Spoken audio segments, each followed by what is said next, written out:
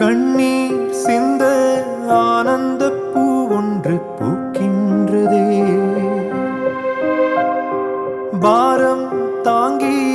ஐயா ஐயா, ஏன் இங்க படுத்துன்னு இருக்கீங்க? அப்படியா? ஏந்துருங்க ஏந்துருங்க. சாப்பிட்டீங்களா ஐயா? இல்லையா? சாப்பிடலையா? சரி, என் கூட வரீங்களா? ஹோம் நீங்கள் தங்கியிருந்தீங்க, தங்குறதுக்கு இடம், சாப்பாடு, உங்களுக்கு முடி வெட்டி ஷேவெல்லாம் பண்ணி புது ட்ரெஸ்லாம் போட்டு அழகாக நீங்கள் அங்கேயே தங்கிக்கலாம். வரீங்களா?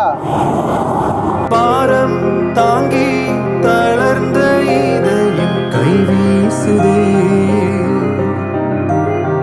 காலோய்ந்து தோல் தேய்ந்து நான் சாய்கிறேன், நீ என்னை தாளாட்டடா. நான் உன்னை பெற்றாலும் என் கண்மணி உன் பிள்ளை நான் தானடா. ஓ கண்ணீர் சிந்த ஆனந்த பூ ஒன்று பூக்கின்றதே, பாரம் தாங்கி தளர்ந்த இதயம் கைவீசுதே.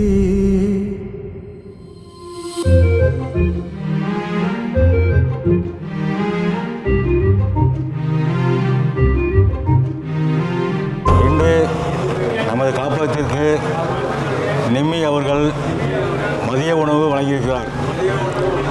அவரும் அவர் குடும்பத்தாரும் மென்மேலும் வளர நமது காப்பகத்தின் சார்பாக ஆண்டவனை பிரார்த்திக்கிறோம்.